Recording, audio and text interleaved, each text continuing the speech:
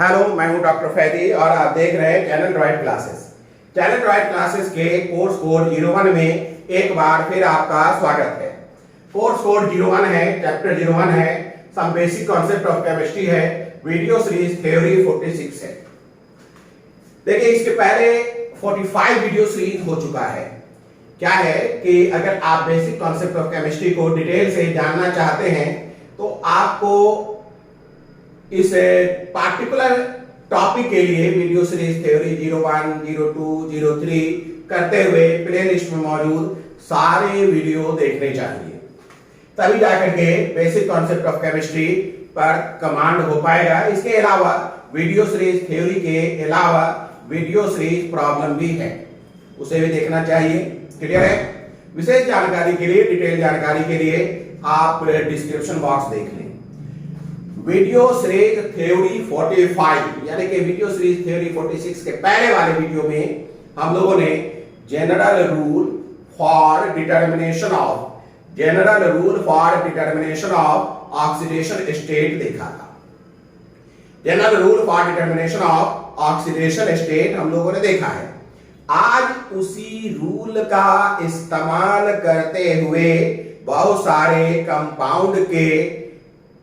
सारे कंपाउंड या chemical species के अंदर किसी पार्टिकुलर एटम का ऑक्सीडेशन स्टेट डिटरमाइन करना सीखेंगे या डिटरमाइन करेंगे। तो अपना आज का टॉपिक है वीडियो सीरीज थ्योरी 46 का determination of oxidation state. Determination of oxidation state, determination of oxidation state.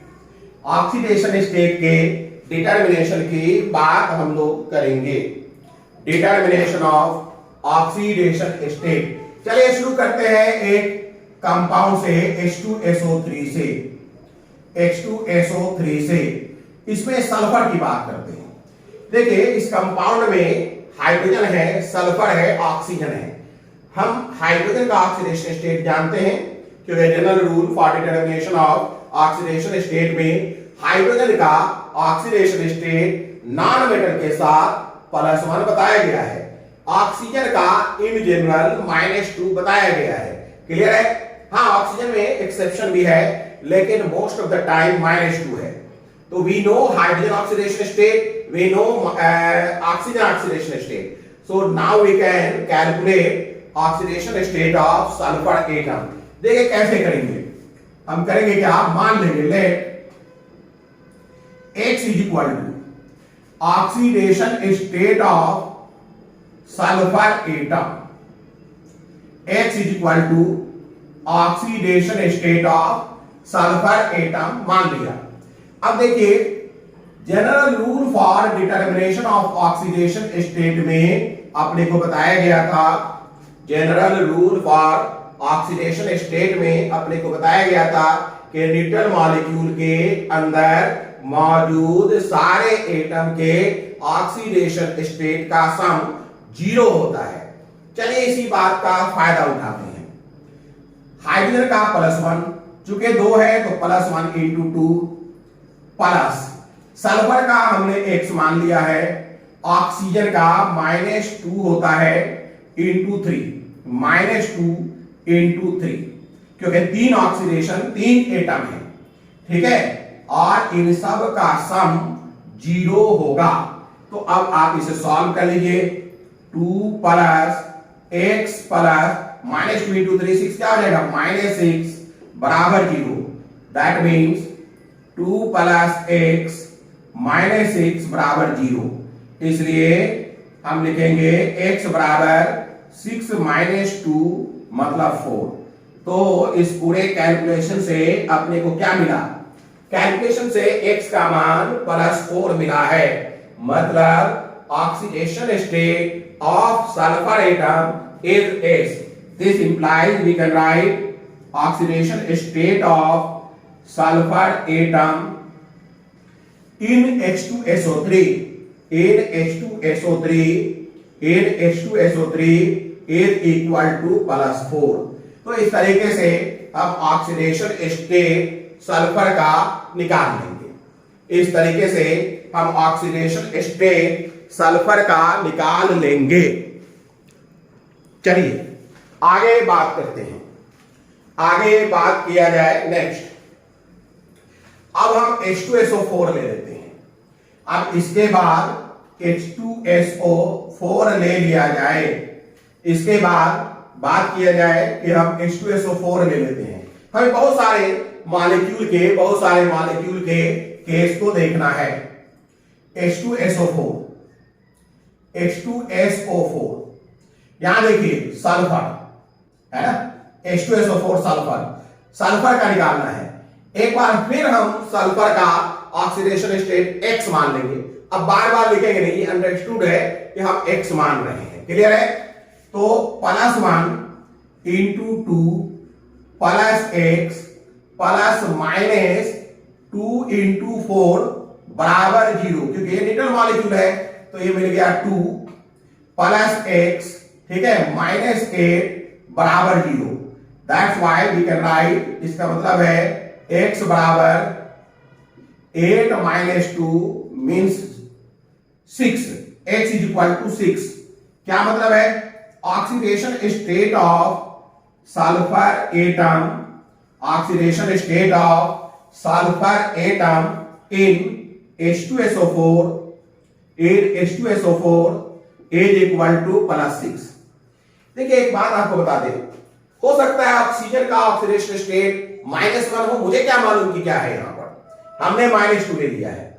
तो आप ध्यान दीजिएगा, अगर ऑक्सीजन का ऑक्सीडेशन स्टेट एक्सेप्शनल यहां मौजूद हो, ध्यान दीजिएगा, अगर मान लें कि ऑक्सीजन का ऑक्सीडेशन स्टेट एक्सेप्शन वाला मौजूद हो, जैसे -1 हो, +1 हो, क्योंकि हमने आपको बताया था ना कि ऑक्सीजन के केस में -2 जनरल ऑक्सीडेशन स्टेट है, ठीक है, और कुछ एक्सेप्शनल केसेस भी हैं। तो अगर बाय द वे ऐसा मैं सोच रहा हूं कि हो सकता है ऑक्सीजन का ऑक्सीडेशन स्टेट -2 नहीं है, तो डरने की जरूरत नहीं है। अगर -2 ना होता तो ये ऑक्सीडेशन स्टेट जो सल्फर का मिल रहा है वो सल्फर के मैक्सिमम और मिनिमम रेंज के बीच का नहीं होता।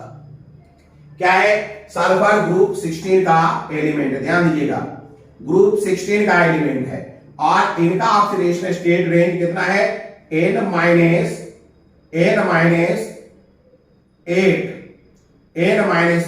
To n। क्लियर है ना? n क्या है? वैलेंस इलेक्ट्रॉन, ये पिछले क्लास में पढ़ाया था, 6 - 8 to 6, दैट मीन्स -2 to 6।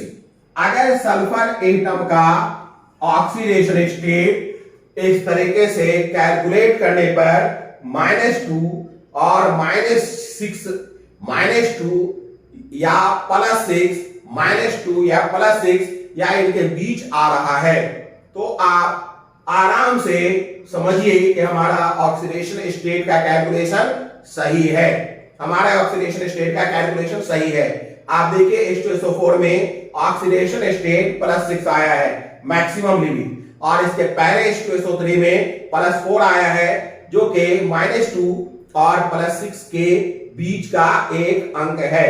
अगर -2 और +6 और इसके बीच का कोई अंक मिलता है तो हम संतुष्ट हैं कि हमसे गलती नहीं हो रही है, हमने ऑक्सीडेशन स्टेट सही प्राप्त किया है। क्लियर है? अगर 6 से ज्यादा आता या -2 से कम आता तो फिर इस तरीके से ऑक्सीडेशन स्टेट नहीं निकाला जाता, फिर हमें इसका स्ट्रक्चर जानना पड़ेगा, और स्ट्रक्चर जान करके ऑक्सीडेशन स्टेट निकाला जा सकेगा। क्लियर है? तो ये ध्यान दीजिएगा। चलिए H2SO3 देख लिया आपने, H2SO4 भी देख लिया। अब इसके बाद नेक्स्ट हम लोग देखते हैं H2S2O7। अगला देखते हैं H2S2O7। अगला देखते हैं H2S2O7। चलिए चेक करते हैं। H2 अगला है अपना H2O7, इसे हम ओलियम कहते हैं, इसे हम ओलियम कहते हैं ना। चलिए इसमें भी सल्फर का ऑक्सीडेशन स्टेट निकालना है। सल्फर का कैसे निकालेंगे? +1 × 2, यहां सल्फर कितना है 2, तो 2x लिखेंगे, प्लस ऑक्सीजन कितना है 7, तो -2 × 7 बराबर 0 लिखेंगे।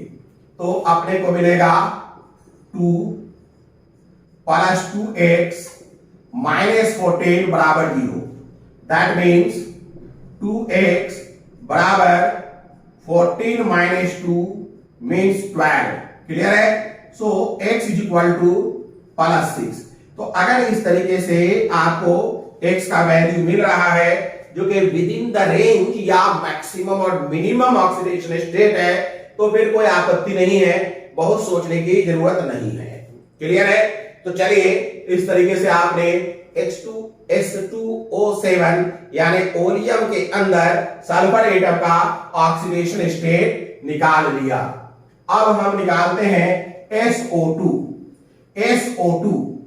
SO2 में सल्फर का ऑक्सीडेशन स्टेट निकाला जाए। लिखेंगे SO2 सल्फर में निकालेंगे सल्फर डाइऑक्साइड। यहां देखिए, यहां भी वही बात है, x + -2 × 2 बराबर 0, मतलब x -4 = 0, मतलब x +4। तो यहां सल्फर का ऑक्सीडेशन स्टेट +4 होगा। यहां भी ये रेंज के अंदर है, इसलिए कोई प्रॉब्लम नहीं है। अगला हम निकाल सकते हैं SO3 की बात करिए, सल्फर का ऑक्सीडेशन स्टेट निकालना है।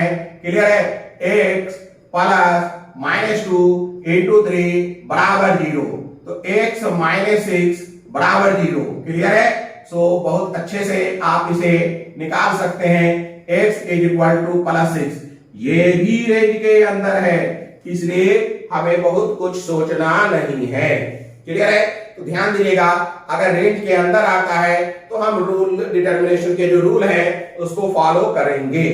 चलिए और भी हम देखते हैं।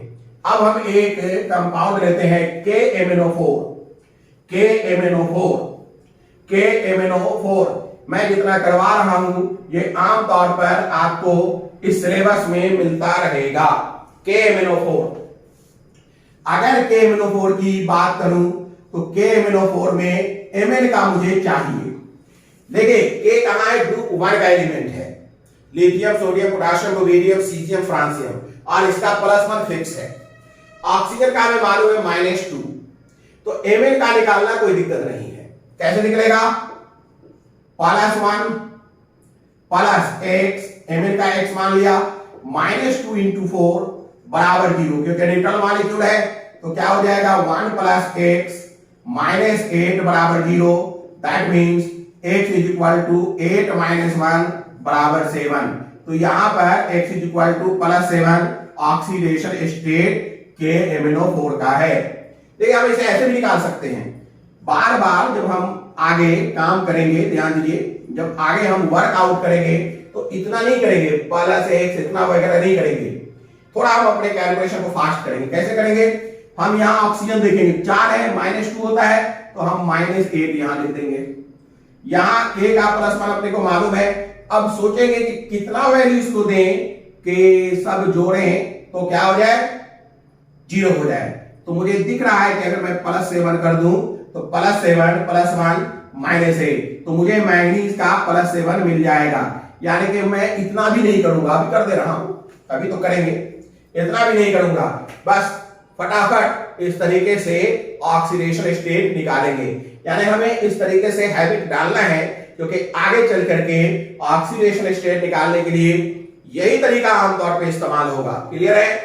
अब इसके बाद अपने को एक इंपॉर्टेंट कंपाउंड K2Cr2O7 देखना है। K2Cr2O7 देखना है। देखिए K2Cr2O7, यहां भी देखिए क्रोमियम का निकालना है, पोटाशियम का फिक्स है +1, इसका -2, तो क्रोमियम का निकालना कोई दिक्कत नहीं है। देखिएगा +1 × 2 प्लस क्रोमियम का क्या हो जाएगा 2x प्लस -2 × 7 बराबर 0। तो ये हो जाएगा 2 + 2x -14 बराबर 0। दैट मीन्स 2x बराबर 14 - 2 बराबर 12। So we can write x = +6। x = +6। x = +6। समझ में आ रही बात? x अपने को कितना मिल रहा है +6। अब यहां पर देखिए, समझिएगा इस चीज को। x = +6 मिला, ये किसका है? क्रोमियम का। वैसे यहां पर 2 क्रोमियम एटम है, लेकिन x मात्र एक क्रोमियम एटम का वैल्यू बता रहा है। एक क्रोमियम एटम का वैल्यू बता रहा है। तो एक क्रोमियम एटम का +6 है। दोनों क्रोमियम एटम का अगर कंबाइंड वैल्यू पूछे तो वो 12 है। इसमें भी कैसे निकालेंगे भाई? चेक करिए। K2Cr2O7 ये -14 हो जाएगा, ये +2 हो जाएगा, ये +12 हो जाएगा। तब देखिए इन सब का जोड़ 0 हो जाएगा। अब ये +12 2 क्रोमियम का है, तो एक क्रोमियम का +6 हो गया। क्लियर है? तो इस तरीके से अपने को निकालना है। अब देखिए अगला क्वेश्चन है NH4NO3। अगला क्वेश्चन है NH4NO3। ठीक है, नेक्स्ट क्वेश्चन क्या है? NH4NO3।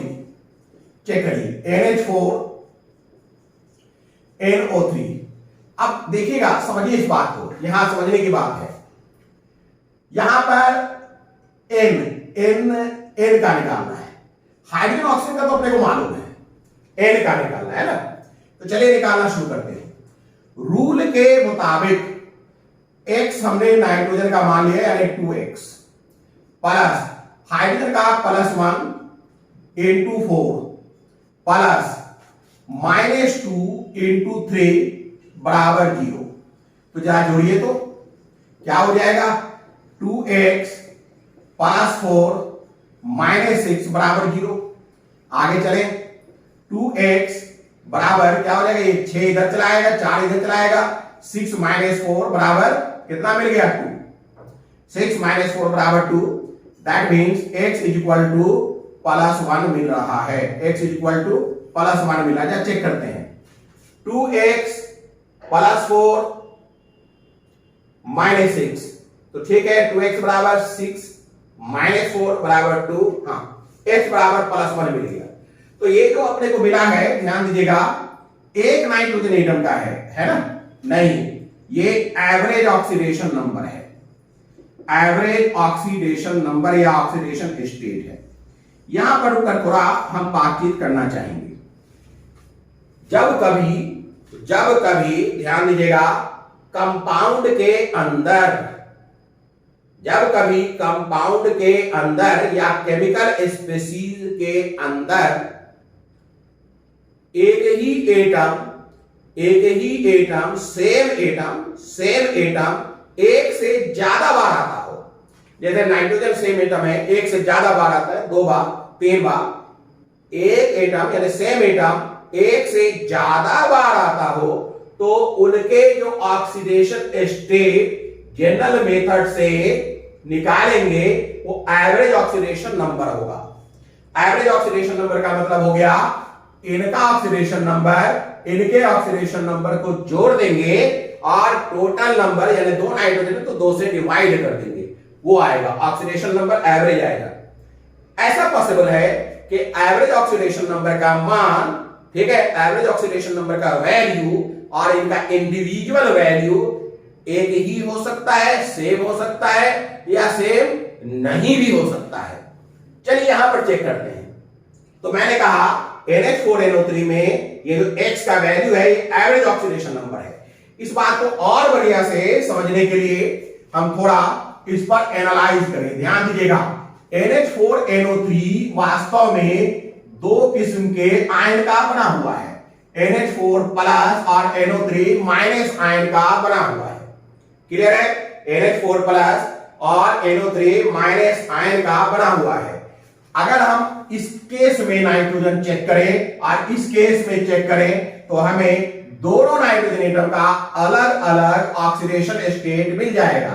जरा चेक करिए, इसका हमने x मान लिया, x प्लस 1 इंटू 4 बराबर +1। याद करिए, केटाइन के केस में क्या है, summation of oxidation state of all atom is equal to charge present on cation. So x plus 1 into 4 is equal to +1. So it is x plus 4 is equal to +1. Clear है? क्या हो जाएगा? x is equal to 1 minus 4 मतलब -3। इसका मतलब ये हो गया oxidation state of nitrogen atom in NH4 plus is equal to -3। Oxidation state of nitrogen atom in NH4 plus is equal to -3। यानी इस नाइट्रोजन एटम का ऑक्सीडेशन स्टेट -3 है। अब चलिए यहां बात करते हैं, यहां भी हमने x मान लिया, x प्लस -2 इंटू 3 बराबर -1, क्योंकि हमें मालूम है कि अगर ये नेगेटिवली चार्ज स्पीशीज है तो summation of oxidation state of all atom present in an ion is equal to charge present on an ion. Clear है? तो x plus -2 into 3 is equal to -1। क्या हो जाएगा? x minus 6 is equal to -1। अगर इधर लेकर चले तो x is equal to 6 minus 1 मतलब 5। इसका मतलब है oxidation state of nitrogen atom in NO3 minus ion is equal to +5। Oxidation state of nitrogen atom in NO3 minus is equal to +5। Oxidation state of nitrogen atom in NH4 plus is equal to -3। यानी कि इस दोनों nitrogen atom के oxidation state अलग अलग हैं। चलिए अब दोनों के एवरेज निकालते हैं। एवरेज ऑक्सीडेशन स्टेट या नंबर इज इक्वल टू क्या हो जाएगा? इनके -3 इनके +5 और चूंकि दोनों की संख्या मिलकर है 2 तो अपने को 2 से डिवाइड करना होगा। -3 + 5 बराबर क्या हो जाएगा? +2/2 मतलब +1। तो देखिए एवरेज ऑक्सीडेशन स्टेट +1 आ रहा है, यहां भी एवरेज ऑक्सीडेशन स्टेट +1 आ रहा है। तो मैं आपको ये क्लियर कर दूं कि जब एक ही मॉलिक्यूल के अंदर सेम एटम कई बार हो तो अगर हम जनरल रूल से उनके ऑक्सीडेशन स्टेट निकालते हैं तो वो जो ऑक्सीडेशन स्टेट निकलेगा वो एवरेज ऑक्सीडेशन स्टेट है।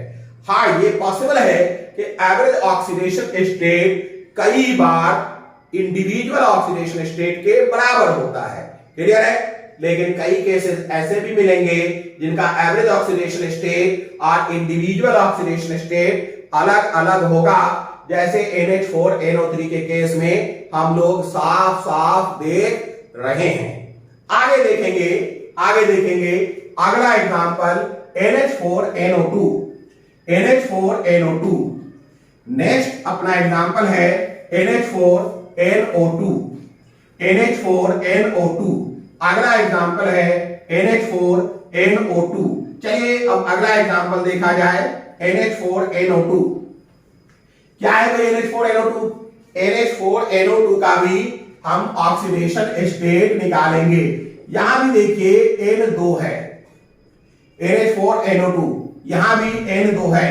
तो अगर हम ऑक्सीडेशन स्टेट जनरल रूल से निकालें तो हो जाएगा 2x प्लस इसका कितना हो जाएगा 4 प्लस इसका क्या हो जाएगा -4 बराबर 0। ठीक है, चलिए निकालते हैं। 2x प्लस 4 माइनस 4 बराबर 0। दैट मीन्स 2x बराबर 0 दैट मीन्स x बराबर 0। तो ये जो x का वैल्यू निकला है ये एवरेज ऑक्सीडेशन नंबर है। इसका ये मतलब नहीं कि नाइट्रोजन का एक इंडिविजुअल नाइट्रोजन एटम का ऑक्सीडेशन स्टेट 0 है। चलिए उसे भी देखते हैं। NH4NO3 के ही तरह NH4NO2 जो है वो भी क्या होगा, NH4 प्लस और NO2 माइनस में ब्रेक करता है। इनका ऑक्सीडेशन स्टेट देखिए X plus 4 is equal to plus 1। This implies क्या हो जाएगा, X is equal to, check करिए, X is equal to -3। Clear है, X इज इक्वल टू -3। यहां देखिए X -4 is equal to -1। So now X is equal to क्या हो जाएगा, 4 - 1, that means X is equal to +3। तो चेक करिए इनमें नाइट्रोजन का ऑक्सीडेशन स्टेट -3 है और NO2 में +3 है। एक में -3 है, एक में +3 है। एवरेज ऑक्सीडेशन स्टेट निकालिए। एवरेज ऑक्सीडेशन स्टेट का मतलब हो गया -3 + 3/2, दैट मीन 0/2, मतलब क्या 0। तो एवरेज ऑक्सीडेशन स्टेट 0 है, लेकिन इंडिविजुअल ऑक्सीडेशन स्टेट है। इंडिविजुअल ऑक्सीडेशन स्टेट इसमें आपको मिलेगा। क्लियर हो गई बात। अब चलिए NOClO4 की बात करते हैं। अब चलिए NOClO4 की बात करते हैं। NOClO4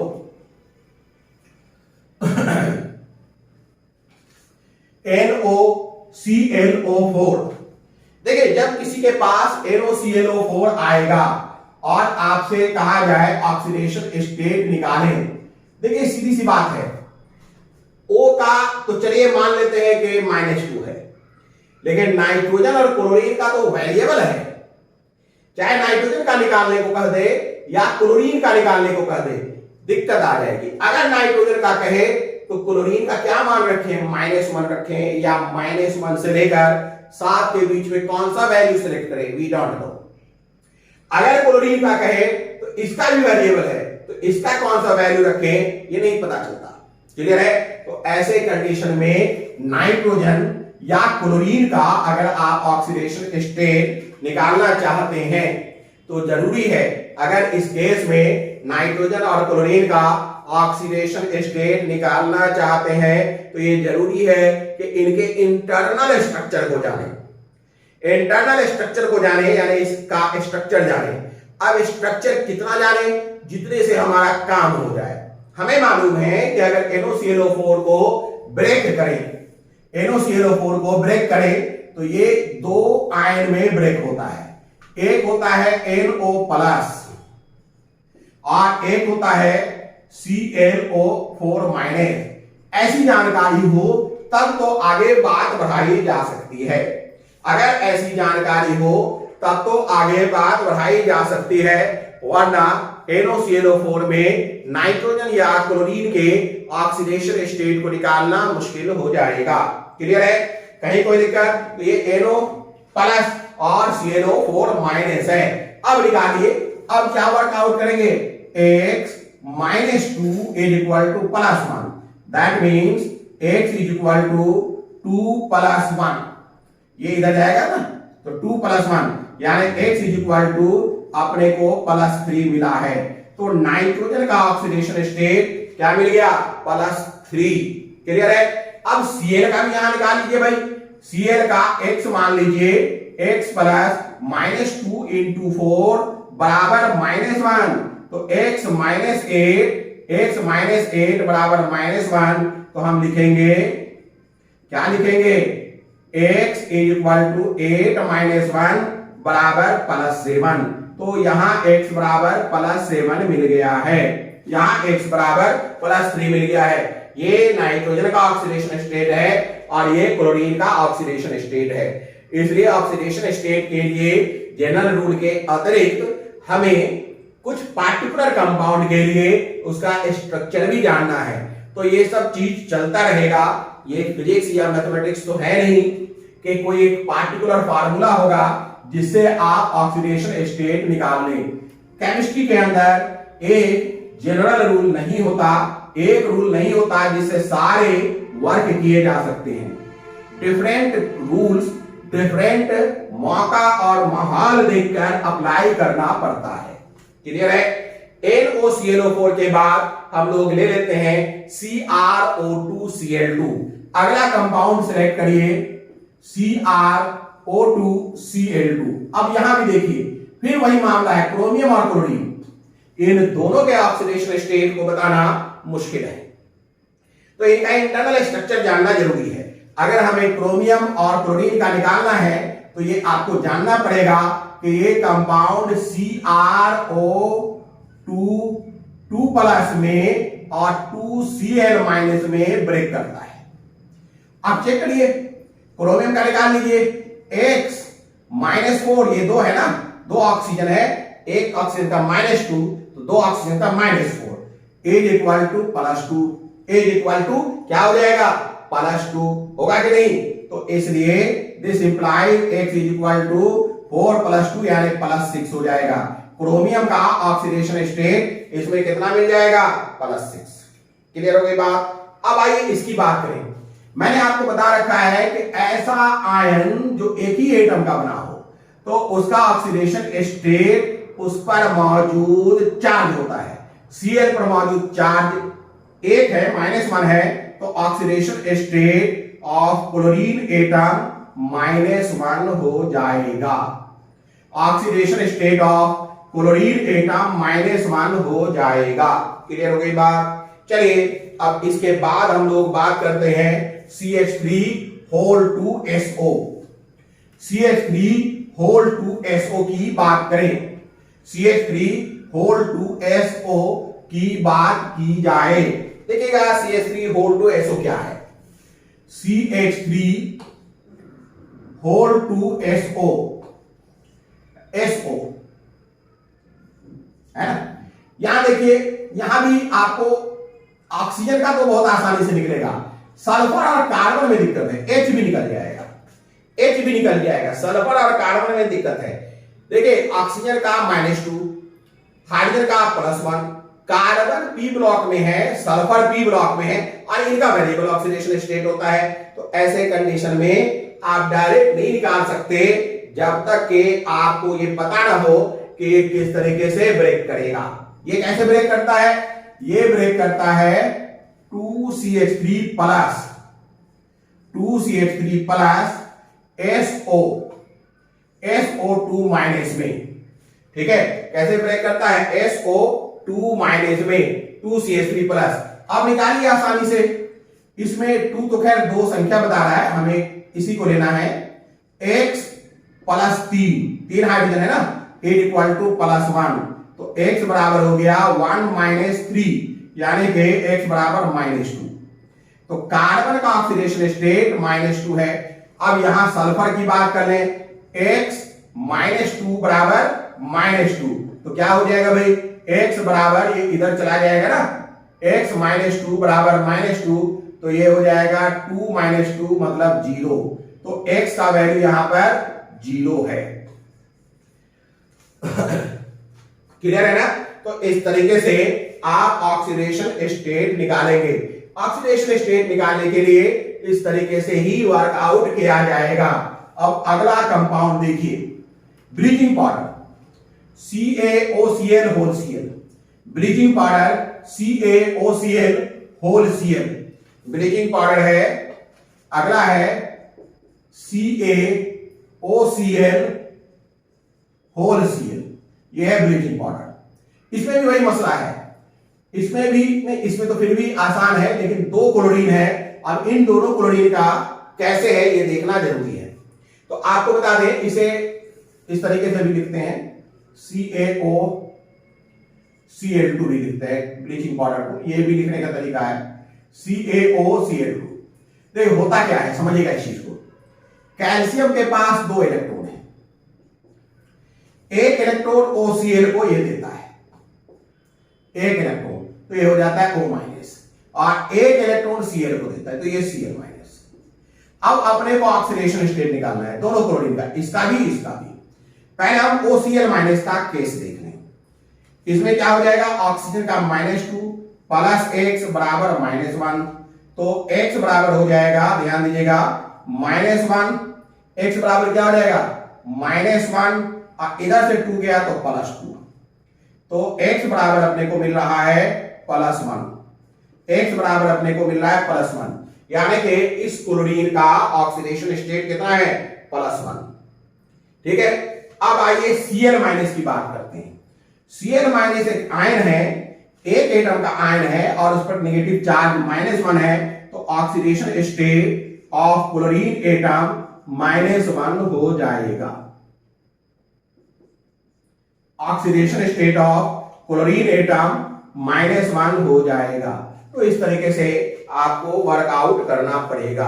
क्लियर है। बहुत सारे केसेस आपको देखने पड़ेंगे, सीखना पड़ेगा, यूं ही नहीं हो जाएगा। चलिए अब अगला कोई केस देखते हैं। अब अगला केस देखें हम लोग,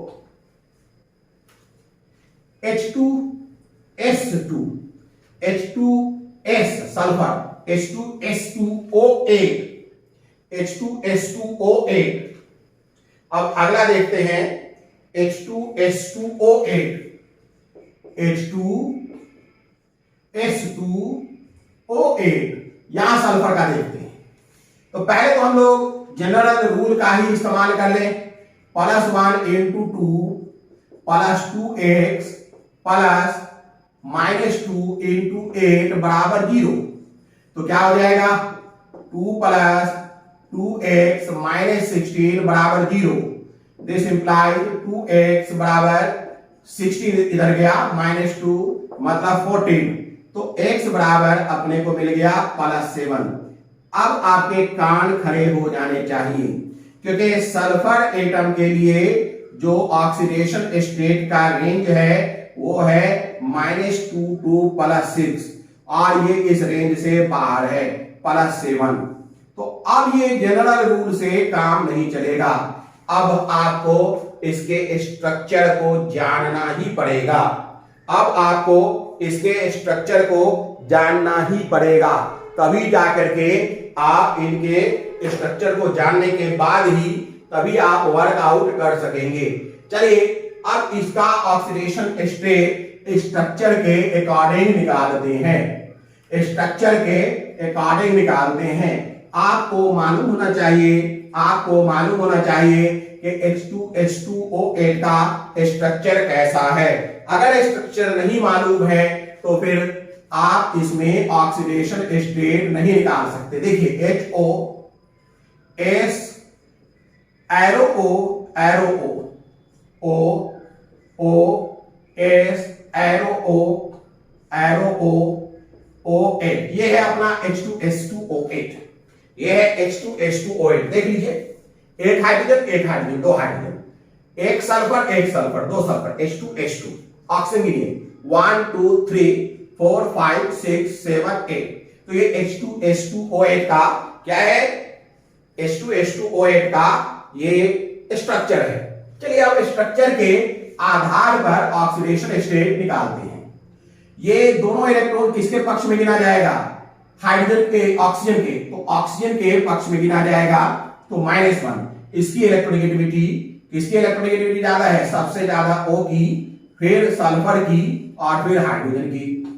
ये अपना इलेक्ट्रोनेगेटिविटी ऑर्डर है, EN इलेक्ट्रोनेगेटिविटी बोलते हैं। इलेक्ट्रोनेगेटिविटी ऑर्डर है, इलेक्ट्रोनेगेटिविटी ये ऑर्डर है, इलेक्ट्रोनेगेटिविटी ऑर्डर, ये अपना इलेक्ट्रोनेगेटिविटी ऑर्डर है। तो ये मोर इलेक्ट्रोनेगेटिव है, इसलिए इस पर -1, इस पर +1। आइए अब इस पार्टिकुलर बॉन्ड के अकॉर्डिंग बात करें। ये दोनों इलेक्ट्रॉन माइनस ऑक्सीजन को मिलेगा, क्योंकि ऑक्सीजन की इलेक्ट्रोनेगेटिविटी सल्फर से ज्यादा है, -1 है कि नहीं। सल्फर को इस बॉन्ड के कारण एक +1 मिलेगा, इस बॉन्ड के कारण एक +1 मिलेगा। क्लियर हो गई बात। चलिए अब इस बॉन्ड की बात करते हैं।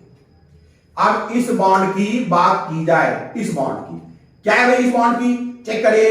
इस बॉन्ड की बात करें, अगर मैं इस बॉन्ड की बात करूंगा तो यहां भी ऑक्सीजन को -1 और इस सल्फर को इस बॉन्ड के कारण +1 मिलेगा, +1 मिलेगा। क्लियर हो गई बात। अब जरा इस पर बात करिए, ये एरो बता रहा है कि सल्फर ने अपने दो इलेक्ट्रॉन को ऑक्सीजन के साथ शेयर किया है। ठीक है, सल्फर के दो इलेक्ट्रॉन ऑक्सीजन के साथ शेयर हुए हैं, लेकिन शेयरिंग के बाद ऑक्सीजन की इलेक्ट्रोनेगेटिविटी ज्यादा है, इसलिए ये दोनों इलेक्ट्रॉन ऑक्सीजन के पास चला जाएगा या ऑक्सीजन के फेवर में गिना जाएगा, इसलिए ऑक्सीजन का तो -2, लेकिन इस बॉन्ड के कारण सल्फर पर +2, सल्फर पर क्या मिलेगा +2, सल्फर पर +2। वैसे ही इस बॉन्ड के कारण सल्फर पर +2 लेकिन ऑक्सीजन पर -2 मिलेगा, ऑक्सीजन पर -2 मिलेगा। तो अब अगर आप चेक करेंगे तो सल्फर का, देखिए भाई, अब अगर आप चेक करेंगे तो सल्फर का ऑक्सीडेशन स्टेट गिनिए, सल्फर का ऑक्सीडेशन स्टेट गिनिए क्या है, 2 3 5 6। तो सल्फर का oxidation state of sulphur atom is equal to +6, यानी कि +7 नहीं है, इस सल्फर का ऑक्सीडेशन स्टेट क्या है +6 है। अब चलिए आगे बात करते हैं, आगे बात की जाए, यहां भी -1 मिल जाएगा और इस बॉन्ड के कारण -1 और सल्फर को मिलेगा +1, सल्फर को मिलेगा +1। देखिएगा इस बॉन्ड के कारण अगर बात की जाए तो चूंकि ये दोनों ऑक्सीजन एटम है इक्वली डिस्ट्रीब्यूट होगा, इसलिए इस बॉन्ड के कारण दोनों को 0 मिलेगा। क्लियर है ना? अब यहां देखिए ये -2 लेकिन सल्फर को +2 मिल जाएगा। ठीक है, इस बॉन्ड के कारण +2 मिल जाएगा, इस बॉन्ड के कारण क्या मिल जाएगा +2 मिल जाएगा, लेकिन ऑक्सीजन को -2 मिलेगा, ऑक्सीजन को -2 मिलेगा। ठीक है, इस बॉन्ड के कारण ऑक्सीजन को -1 और सल्फर को +1 मिलेगा। ठीक है, तो चेक करिए, इसके कारण ध्यान दीजिएगा, इसके कारण -1, इसके कारण -1 +1।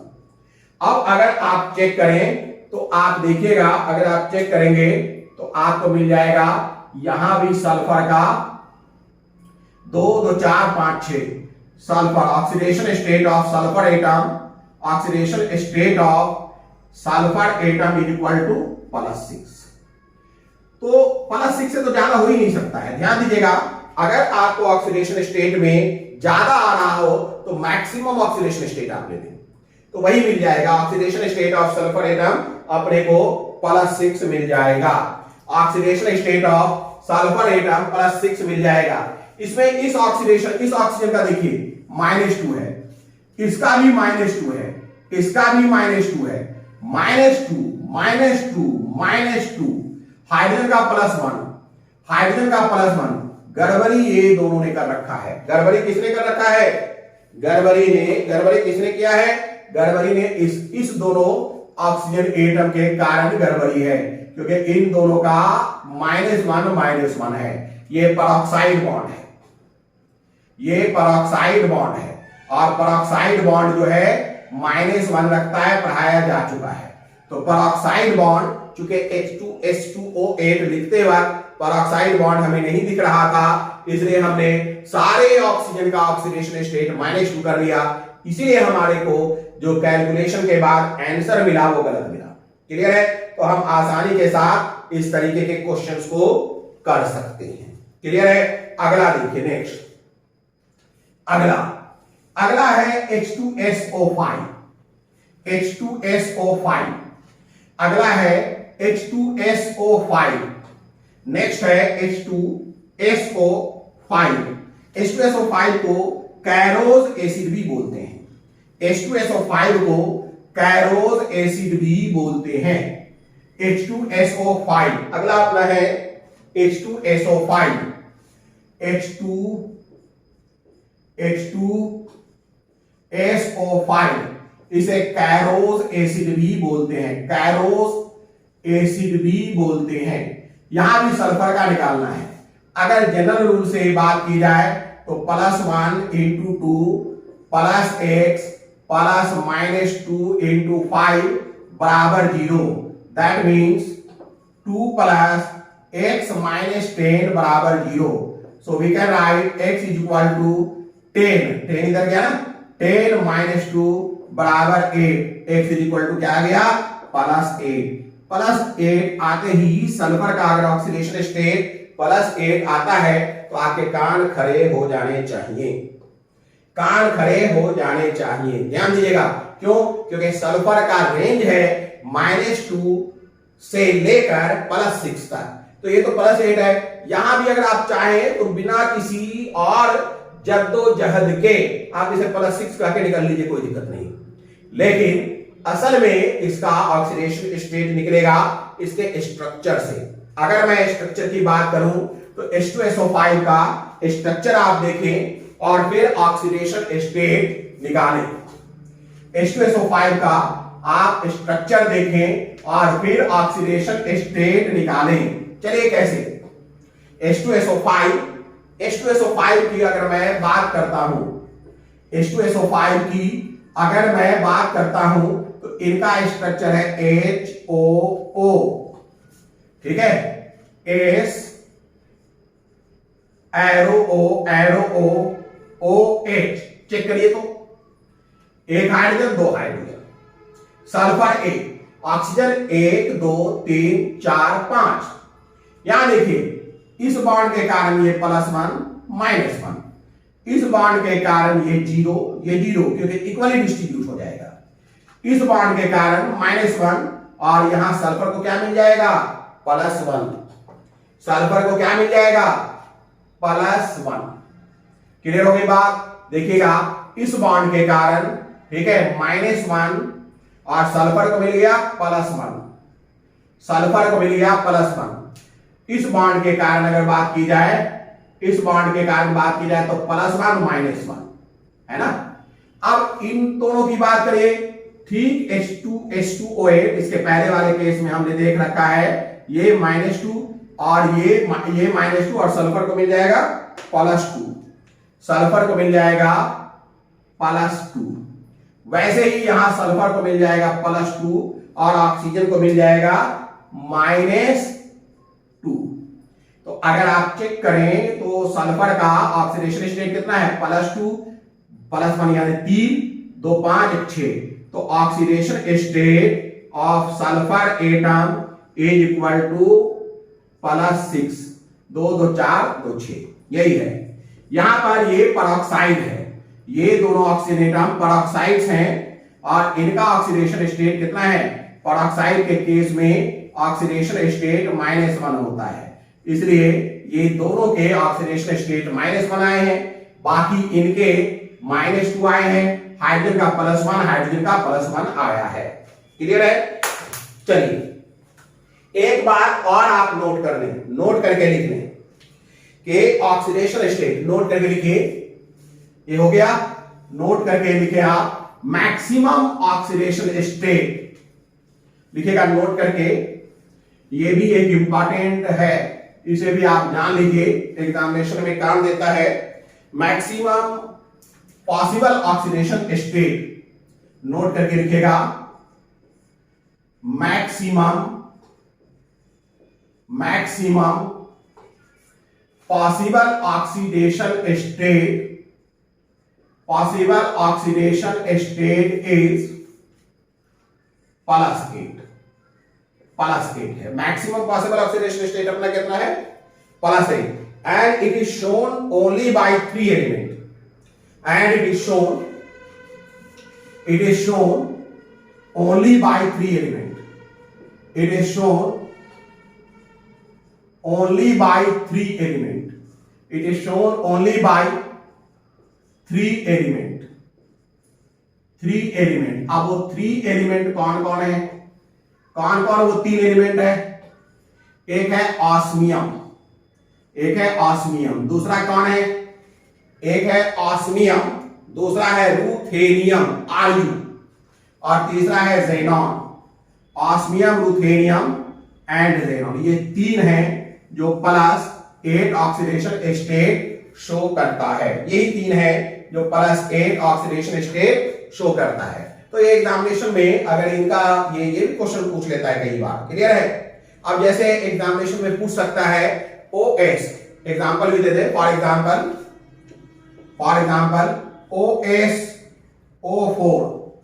OSO4 ऑस्मियम टेट्राऑक्साइड, इसको कहते हैं osmium, ruthenium, xenon. Osmium tetroxide, osmium का ऑक्सीडेशन स्टेट निकालिए, x -8 बराबर 0, this implies x is equal to +8। तो एक तो ऑस्मियम टेट्राऑक्साइड में x का वैल्यू यानी ऑक्सीडेशन स्टेट ऑफ ऑस्मियम कितना मिल रहा है अपने को, +8। दूसरा है रुथेनियम टेट्राऑक्साइड, क्लियर है। दूसरा आप लिख सकते हैं रुथेनियम टेट्राऑक्साइड RuO4, रुथेनियम का क्या हो जाएगा, x -8 बराबर 0, that means x is equal to +8। तो ये है रुथेनियम टेट्राऑक्साइड, रुथेनियम टेट्राऑक्साइड का ऑक्सीडेशन स्टेट है। क्लियर हो गई बात, कहीं कोई दिक्कत, क्लियर है। एक आता है परजैनिक एसिड, परजैनिक एसिड, क्लियर है। परजैनिक एसिड में Xe का +8 होता है। अगला देखते हैं परजैनिक एसिड, परजैनिक एसिड में Xe का ऑक्सीडेशन स्टेट 8 हो जाता है। देखते हैं, परजैनिक एसिड कहते हैं H4HCO6 को परजैनिक एसिड, PER परजैनिक एसिड, परजैनिक एसिड क्या है भाई, H4HEO6, H4HEO6, क्लियर है। इसका निकालिए, क्या आ जाएगा, 4 + x -6 है ना, तो 6 दूनी 12 बराबर 0। तो क्या हो जाएगा भाई, x इज इक्वल टू 12 -4 बराबर 8, यानी कि x इज इक्वल टू +8। ये परजैनिक एसिड में Xe यानी ज़ेनॉन का ऑक्सीडेशन स्टेट है। क्लियर है, कहीं कोई दिक्कत।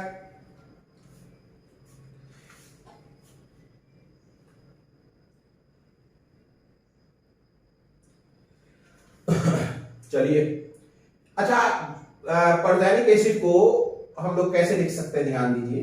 परजैनिक एसिड्स में जो सॉल्ट है या इसका जो परजेनेट आयन है वो है XeO6 -, ये भी आप जान जाइए। अगली बात, XeO6 इसको क्या कहते हैं, परजेनेट आयन, परजेनेट आयन, परजेनेट आयन, ये है XeO6 परजेनेट आयन। इसमें भी ज़ेनॉन का ऑक्सीडेशन स्टेट आप निकालें, इसमें भी ज़ेनॉन का ऑक्सीडेशन स्टेट निकालें, क्या हो जाएगा, x +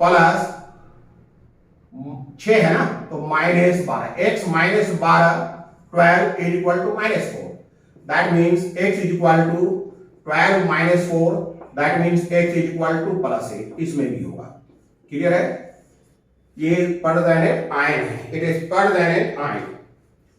अच्छा, अगर मैं Ba के साथ इसका साल्ट ले लूं, एक साल्ट ले लीजिए, salt of perxenate ion, salt of perxenate ion या परजेनिक एसिड कह लीजिए, salt of perxenic acid, perxenic acid, acid क्यों, क्योंकि H4HeO6 जो है 4H प्लस XeO6 4 देता है, H प्लस देता है, इसलिए क्या है, एसिड्स हैं।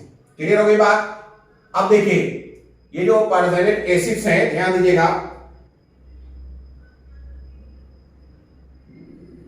ये कॉन्सेप्ट आप छोड़ दें, ये कॉन्सेप्ट छोड़ दें, सीधे साल्ट ऑफ की बात करें, बाद में इस पर बात करेंगे। Salt of perxenic acid, barium, barium का +2 होता है, XeO6 4 है ना, तो ये +2 हो गया, यानी इसका 2 है और इसका -4 है, तो क्रॉस कर दीजिए, क्या हो जाएगा, Ba4 XeO6 होल 2, यानी हम लिख सकते हैं Ba2XeO6 लिख सकते हैं, Ba2XeO6। ये हमारा परजेनेट क्या हो जाएगा, बेरियम परजेनेट हो जाएगा। क्या हो जाएगा, barium perxenate. It is barium perxenate, barium perxenate. क्या समझिएगा इस चीज को, क्या है, मैंने क्या किया, Ba का प्लस होता है, ये XeO6 पर 4 माइनस, तो इसका वैलेंसी +2, इसका वैलेंसी -4। ये दोनों को जब हम जोड़ेंगे तो क्रिस क्रॉस, इसकी वैलेंसी इस पर और इसकी वैलेंसी इस पर लिखी जाएगी, Ba4 XeO6 होल 2, फिर इनका सिंपल रेशियो ले लीजिए तो 2:1 आ जाता है ना। ये बेरियम परजेनेट है। इसमें भी ऑक्सीडेशन स्टेट निकालिए। बेरियम का अपने को मालूम है, बेरियम मैग्नीशियम, बेरियम का कितना है, ग्रुप 2 है, तो +4 + x -12 बराबर 0, तो क्या हो जाएगा, x बराबर 12 - 4 मतलब +8, यहां भी +8 हो गया। तो चलिए ये भी आपने देख लिया है कि नहीं। इस तरीके से अगर आप चाहें तो ऑक्सीडेशन स्टेट बहुत सारे का निकाल सकते हैं। अब आगे बात करते हैं नेक्स्ट बात किया जाए CrO5 का। नेक्स्ट बात किया जाए CrO5 का, chromium pentoxide, CrO5, chromium pentoxide, CrO5 chromium pentoxide का निकालिए। x -10 बराबर 0, -2 × 5, तो क्या हो जाएगा, x बराबर +10। क्रोमियम का maximum oxidation state of chromium is equal to +6 होता है, और ये +10 मिल रहा है, तो फिर इसके लिए अपने को स्ट्रक्चर देखना होगा। इसका स्ट्रक्चर बड़ा फेमस स्ट्रक्चर है, इसे हम लोग बटरफ्लाई स्ट्रक्चर कहते हैं। CR+O ये है, देखिए ये। अब ये क्या है, परऑक्साइड है, तो -1 इसके कारण क्रोमियम को क्या मिल जाएगा, देखिएगा, क्रोमियम को मिल जाएगा +1, ये भी +1 और इधर +2, क्योंकि 2 बॉन्ड है, जोड़ लीजिए साहब, क्या मिल रहा है, 1 2 3 2 5 6 मिल रहा है ना। तो oxidation state of chromium is equal to +6। तो ये ऐसे केस में हमें स्ट्रक्चर देखना ही पड़ेगा, स्ट्रक्चर अपने को देखना ही पड़ेगा, बिना स्ट्रक्चर के काम नहीं होगा। ऐसे केस में बिना स्ट्रक्चर के काम नहीं होगा। अगला देखते हैं नेक्स्ट। अब हम लोग देखते हैं नेक्स्ट, तो देखिए जितनी भी ऑक्सीडेशन स्टेट्स निकालने हैं सब में आपको या तो जनरल रूल निकाल देगा या लिमिट से बाहर कर देगा। अगर लिमिट से बाहर करेगा तो फिर आपको स्ट्रक्चर देखने पड़ेंगे।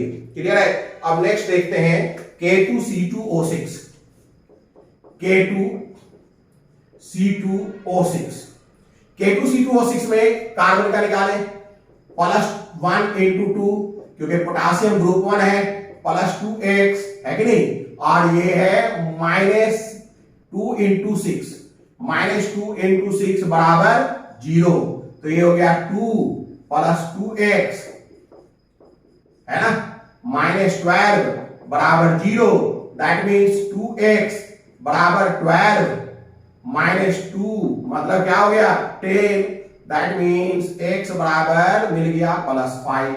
देखिए कार्बन का जो लिमिट है, वो कितना है, -4 टू +4, यही उसका लिमिट है कार्बन का, क्योंकि n-8 टू n लिमिट होता है, n वैलेंस इलेक्ट्रॉन है और कार्बन का वैलेंस इलेक्ट्रॉन 4 है, तो क्या रहेगा 4 - 8 मतलब -4, ये मिनिमम है, ये मैक्सिमम है।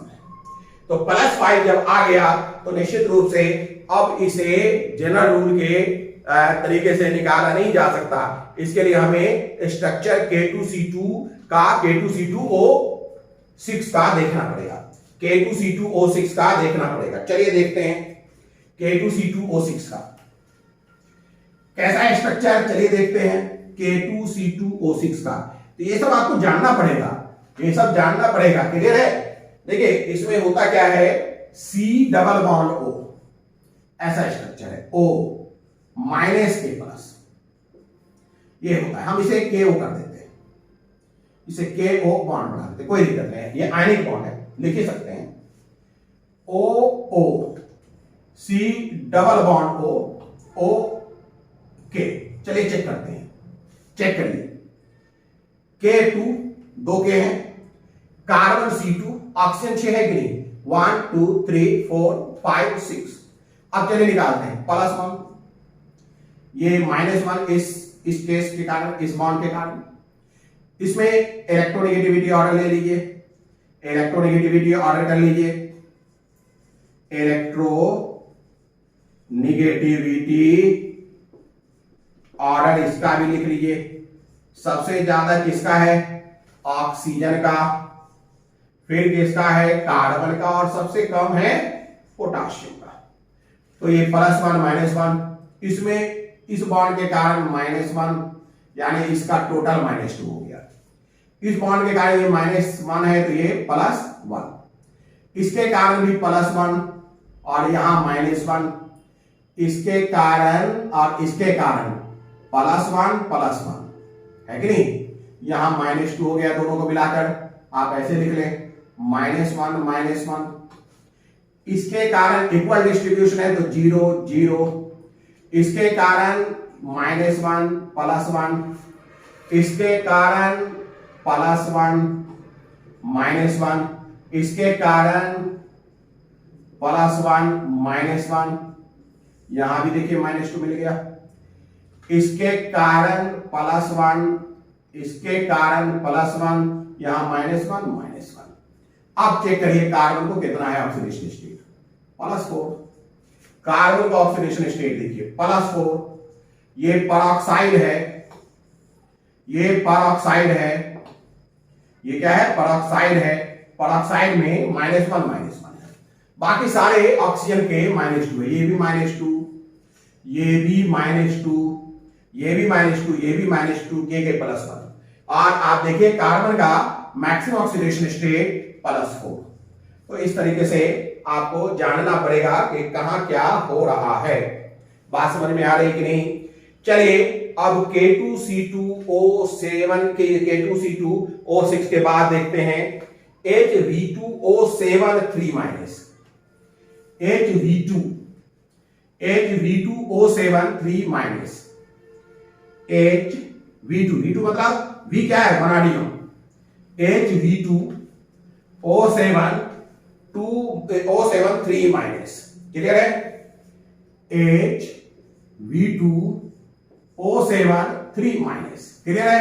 अब इसमें वनाडियम का निकालिए, इसमें किसका निकालिए, वनाडियम का निकालिए, HV2O7 3-, क्या हो जाएगा भाई, हो जाएगा +1 +2x +-2 × 7 बराबर -3, मतलब +1 लिखा करें, 1 + 2x, ये कितना हो जाएगा, -14 बराबर -3, दैट मीन्स 2x बराबर क्या हो जाएगा, ये इधर जाएगा तो 14, ये इधर आएगा तो -1 -3, दैट मीन्स 2x बराबर हो गया 14 -4 मतलब 10, है कि नहीं, दैट मीन्स x = +5।